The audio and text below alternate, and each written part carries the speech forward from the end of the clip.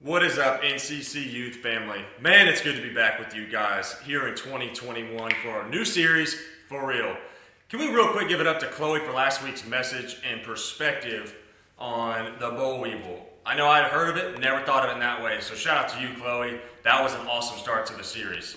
And also, let's shout out Pastor Brooke real quick for giving me the opportunity to eat such yummy food. And speaking of yummy foods, we're going to do another challenge next week that involves some spicier foods, and it's going to involve you guys. If any of you think you can out-eat me in a spicy food challenge, let me know. And the rumor has it there's some 6th grade DC boys that are up to the challenge, but we'll see. Hit us up if you're interested. Last announcement. February 27th, we will be having an all-day event in place of Winter Escape. And I know it's kind of a bummer we're not having Winter Escape, but we promise this will be a blast. We will give you more details in the future. Just keep looking out for those emails, and we will see you guys in small groups after the message. See you. Hey, NCC Youth. It is good to see you. It has been a minute. Happy New Year. I am so excited to be here today. We are we're continuing our series called For Real. This series is about the fact that we're entering into a new year. We have experienced 2020 in a completely bonkers way. So much has happened. There's a lot going on. We entered 2021 and we said, oh, thank God 2020 has left. And yet we are at this point a few weeks in and we're looking at ourselves in the mirror going, for real, this stuff is still happening? It's kind of crazy, honestly.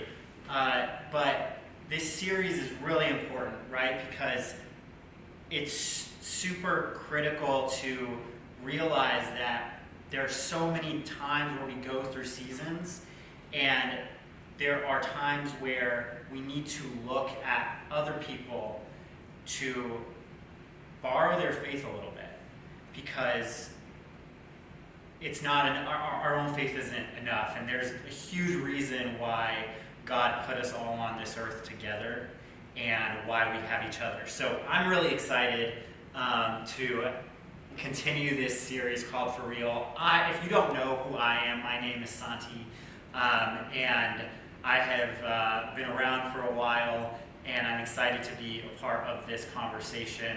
And I am going to introduce you to my friend here, who has also been around for a while, though not as long as some of you who are listening, but I'm going to let him introduce himself now. Hello. To those who don't know me, my name is Drew Dozier. I'm a junior. I go to school without walls. I've been here since 7th grade, and yeah, I just love NCC. Yeah, we're really excited to have Drew with us here to continue this series. Last week, as you guys might remember, Pastor Brooke and Chloe kicked off the series, and it was just a really awesome conversation, so we're excited to continue that conversation today. I'm just going to level with you here right now and say that if you're frustrated or you are confused or mad about what's been happening over the course of the past few days and weeks, I just want to level with you and tell you I am with you. I have never been so sad and angry and felt just this massive flood of emotions that, over the course of the past few years, I thought I had seen it all. Some of you might know, but I work in government and I am in charge of helping coordinate COVID response from the federal government to the state of Colorado, and I help represent Colorado and make sure that they get everything they need. So honestly, I look at what's happening and I see that, at this point, over 4,000 people a day are still succumbing to this horrible virus. And that makes me really sad because I know that it impacts a lot of people that I love. Over the past few days, I've also seen a lot of anger and violence that has occurred at the Capitol. And the Capitol means a lot to a lot of us. many of us grew up or have lived in the DMV area for a long time, and you all know that it's a very special place. And we are grateful for the freedoms that we have in living in this country, and it's been really difficult and maddening to watch what happened on Wednesday, January 6th.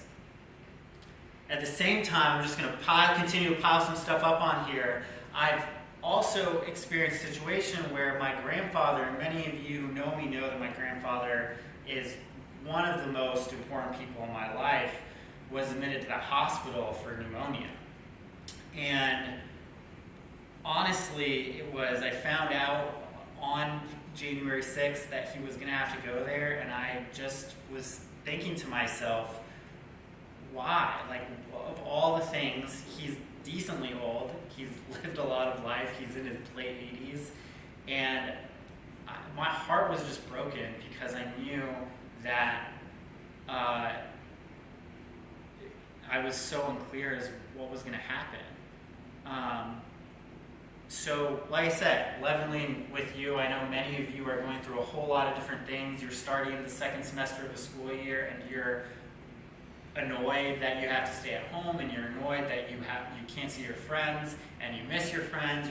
A lot of things are happening, whether it's health or I want to recognize that there's a massive problem with our mental health, and many of you might feel depressed or anxious, and I just want to recognize that and love with you because I feel the same way, and I know Drew here has felt some of those things as well, and many of your pastors and leaders are feeling those things, and so as things happen, we just think to ourselves, for real, like this is continuing.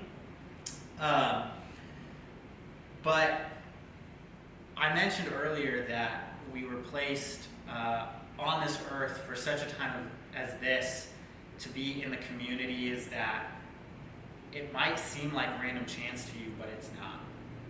God has placed you here for a specific reason at a specific time amongst a specific group of people, and there's a reason for that. And so as I am processing what is happening, I am giving myself a lot of grace, but I'm also looking to people around me and the community that God has placed me in to garner some of that strength. I think that even though this past year has been difficult, there's been a few really beautiful things that has happened, and that's my connections with people that God has put or has brought sort of back into my life. And one of the people that I'll talk about is my cousin Clarissa.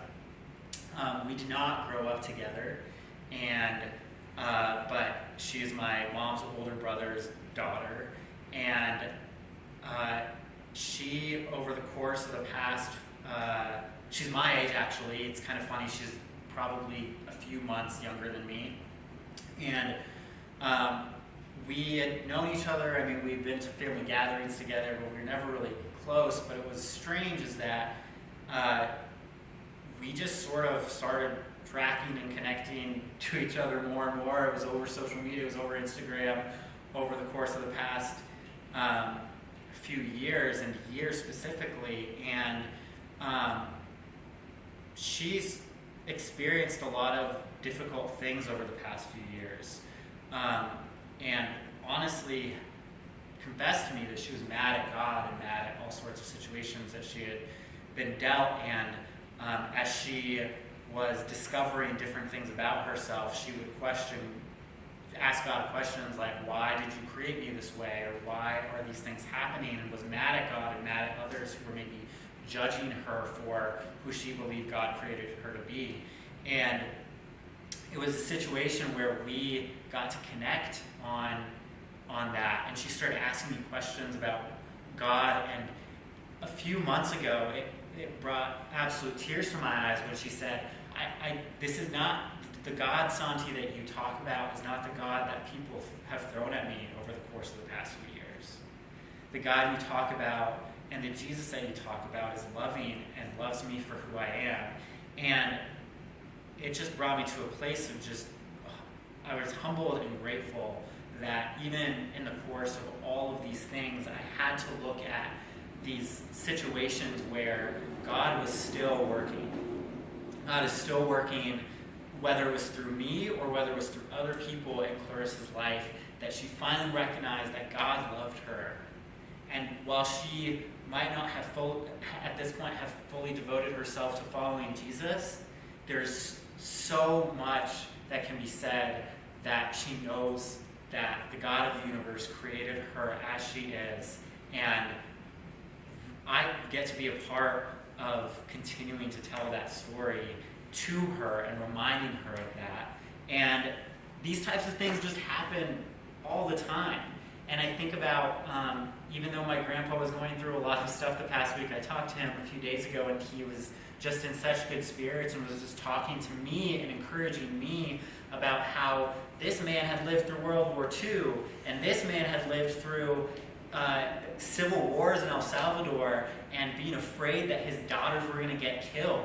And he was looking at me and saying, encouraging me, saying that God was going to be with me. And I look at people like that and the faith of these people, and it just encourages me. And so I am excited to be able to borrow some of that faith from some of the people around me, and really continue to just trust God in this time, and hold on to the emotions that I have. I'm not going to dismiss the emotions and the anger and the sadness that I have, but holding on to the fact that God reigns and He is sovereign and He is above all these things. And no matter what happened, Jesus still loves us, and He still died for us. And so, and He rose from the dead. The most important thing is that He conquered all those things, and He rose from the dead. So I am, like I said, excited to be here with my friend Drew, who I am interviewing, and I will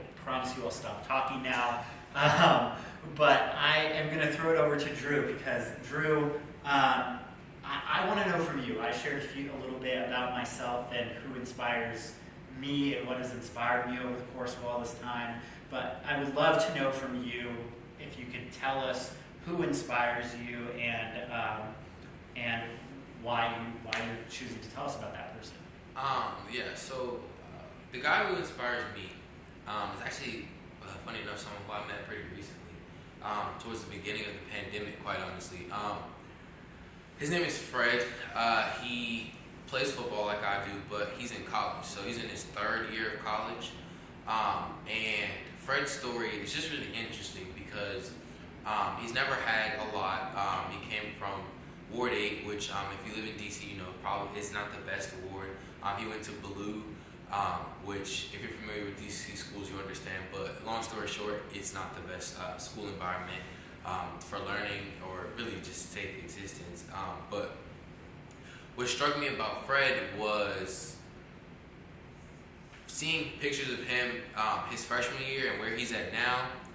For reference, he's a 5'5", pretty well-built dude. And I think his freshman year of high school, he came into high school at like 4'9", 5 foot. And as far as football goes, he was definitely wrote off. Told like you probably won't, make it past high school. And what struck me about Fred was Fred just he said, I don't care, I'm just gonna work as hard as I possibly can and put the rest in God's hands. For reference, like there'd be workouts that I go to with Fred, and we're getting through, like we're halfway into the workout, and I'm sweating and huffing and puffing, and Fred hasn't broken the sweat, and this is his second or third workout of the day, and he biked across town to get to where we are. And that kind of drive and determination and faith in God that no matter what situation he was put in, no matter what other people around him are doing, he was just going to work as hard as he possibly could and leave the rest up to God. And he quite frankly has done some pretty amazing things, all things considered, even with the pandemic. And yeah, he's just a person who's inspired me tremendously, and who I quite frankly try to work a bit more like, because he, very self-motivated and just focused. That's awesome. So what about yourself? Like, tell us about the season you're in and how you think that Fred is inspiring you here to make changes, or how's that looking for you? Because it's been rough. The pandemic has been rough, as I'm sure it's been rough for many of you. But Fred has always reminded me to just keep pushing. I think there's a quote by MLK that says, like, if you can't run, then walk, and if you can't walk, then crawl, but by any means, keep pushing. And Fred is like the embodiment of that quote. And so, remembering, even when I can't move the way that I want to move, or have the freedom of choice to go like hang out with friends, or complete things the way that I would like them to be completed, at the end of the day, just remember, like, I've been given another 24 by God, and I can use that to get whatever has been given to me and get it done. Because ultimately, God wouldn't put me in a situation that I couldn't handle, or give me resources that I couldn't use to get where He wants me to go. And that's honestly been a big thing too. Is realizing that some of the things that I haven't planned for me, and that my family hasn't planned for me, are not necessarily God's path. Yeah. I really like that you said I got another 24 from God. Why is that viewpoint? Actually sort of reminds me of Pastor Mark's book, Win the Day. But tell me, like, why viewing it in sort of a day-to-day is helpful. Well, because you kind of have to take it like that, because life is so precious, and as we've gone with this pandemic, you never really know when you're going to go. There's so many crazy mishap things that happen, and it's not to be scared or not to like live your life. I mean, be mindful of the pandemic. That is not in any way what I'm communicating. But you just have to give every second and live in the moment. I feel like a lot of times we get caught up in what's going to happen next week or next year or 2-3 years from now, and we don't really live in the moment, and we forget that there's a very real possibility that we may not make it that far. And if I were to like drop dead tomorrow, I would really want my family to be able to say that I seized the moment and got everything I could in my 17 years of living done that was possible. Yeah, that's really good. What are some of the things, we're going off script here, but what are some of the things that you're sort of been hearing from your own peers, that the things that they're frustrated with, that maybe you can relate to as well? Honestly, yeah, like isolation. We're like social beings. It's always going to be hard when you can't. Even for introverts, it's going to be hard when you just can't talk to people like ever. Depression a little bit, and yeah, I mean, those are probably the biggest two things. Anxiety as well. It's hard to shelter in place. I think we're so used to, especially people who like live in the city, getting up and going and being out of the house 12 to 13 hours a day, and always having friends to meet up with, or always having this or that to go to, or extracurriculars, that when things stop and pause, and kind of your mind is still in that go phase, but there's nothing to go to, so you just worry. And yeah, I think that's probably been the biggest thing that I've heard resounding from my peers and myself a lot.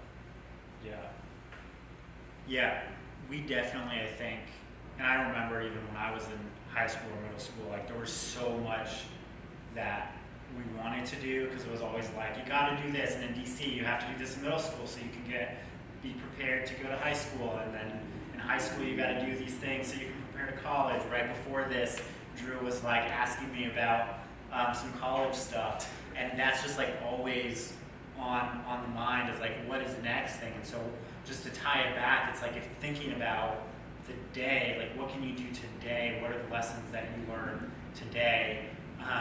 And then tying it back to Fred, what do you think some of the things that Fred sort of, if you were to put yourself in his shoes, what are some of the sort of things that you think he would do daily, or what are the reminders he gives himself? I think daily what Fred does is he just says, like, he's actually told me this, I don't want to mess up the quote. In essence, what it says is, make sure that the future you can thank you for what you did right now. So always putting things off, so like, oh, I'll do that tomorrow, oh, speak, well, future you is going to be pretty mad at you right now when they have to do it. So if you just go ahead and do it right now, then you'll be thankful moving forward that you got it done, and you can then be on to the next thing. And if you can stay in the moment and do whatever you're doing at that moment to the best of your ability, it will only set you up for success moving forward. So I think that's how he's handled that, and like living in the moment and seizing the day. Yeah, cool. So what would you say to people watching and your peers? What would you say as a challenge and an encouragement to them? As a challenge and encouragement to them, I would say, first and foremost, just make sure you're alright. I think we get so caught up in, like, not to say that it's not great to worry about others. I think compassion is a very big part of a functioning society. But if you're not alright and your cup's not full, how can you pour into anyone else? That's good. So I think one of the biggest things that I would say is just, and it ties into the whole like seizing the day thing, is just making sure that at any given moment you are the most stable or better or whatever areas you need to focus on, getting those the best that they can be, because we have nothing but time on our hands right now. And so if you can do that whenever the quarantine or all this stuff ends, you'll be so much better off, and you won't be a waste of 6 to 7 or however this is going to be months, but you'll actually come out on the side, I think, a better person and a more well-developed and rounded person. Yeah, that's good. I feel like everybody's sort of gone through this pendulum of like, you're in quarantine, so you gotta hustle super hard to like get things, and then sometimes you're like in this other season where you are just like, I'm just gonna lay on the couch for 3 weeks straight. And sometimes that happens, right? There's wisdom in what you said of there needs to be some balance, and that means taking care of yourself, understanding that God gave you, a conscience and things for a reason, and understanding when your, parents say, you should probably eat some vegetables, that you listen to them and do that. Drink more water. Always drink more water. Yes, drink more water. So, and I would say, like, Drew, you've been one of the people who, over the course of the past pandemic, I feel like our relationship, we've known each other for 5 years now, and our relationship, it's been awesome because it hasn't really changed. I mean, we FaceTime a lot, and we fill each other in on a lot of things going on, and I know that you're an encouragement to many of the people listening, and you will have been an encouragement for what you shared today. So I really appreciate it. And in closing here, I just, God gave every single person a story. He gave all of you a story, and that story matters to Him. And other people's stories should matter to you because their story is written by God. And so one of the best things we can do is just think about how we can spur each other on and listen to stories like this and understand and grab for the good of the people around us and the encouragement that other people around us are doing, whether it's your siblings who might be driving you crazy. There is really still good there. Whether it's your parents who might be driving you crazy, there is still real goodness there, or your friends. And so I want to encourage you to just pay attention to what God is trying to show you, whether it's from Him and His Word and your time in prayer, or whether it's from the people that God has put in your life. And we'll make it through this, I say season, but I'm just going to say this time, because it feels longer than a season, of just questioning, like, for real, God? And I think God, in many ways, is looking down at us and say, like, yeah, like, this is real. Like, make most of it. I've still given you community. I've still given you my Spirit. Like, God is just wants to continue to speak to you. And I just encourage you all to also share encouragement with others. Use every opportunity you have to spur each other on. And by spur each other, I mean encourage, push each other to become the best version or really the version that God created you to be, to fully live in your purpose. So with that, I'm going to pray for us, and we'll close us out. Dear Heavenly Father, thank you for today and for being with us regardless of what has happened in the world. We know from reading your story and the story you wrote in the Bible that you are always sovereign, that you have been there from before time existed, and you will still be there when earthly time ends. I just thank you for the people that have been placed in our life and the people that are in our lives, that you would allow us to see your image in all of them and understand that they were placed in our lives for a reason, and that we might be encouraged by that. God, I pray for everybody who is just feeling just terrible. I know that a lot of people do, and I just pray that you just shine your face on them, that they might be able to see you, see your goodness, and know that you love them immensely. God, I pray for the next few weeks here, which many are questioning whether DC is a safe place to be. I question whether DC is a safe place to be. God, I know that you were the person who protected so much of what could have been worse last week. And I know that you will continue protecting your children. You will continue protecting your people. And so, God, I pray for a level of protection and comfort over this city, over every single person who is on Capitol Hill, every single person who lives in this area, that you would protect them and that you would just be with us over the course of the next few weeks and always. So God, I thank you and pray that you bless small group time and discussion time, and in your Son's precious name I pray. Amen. Amen.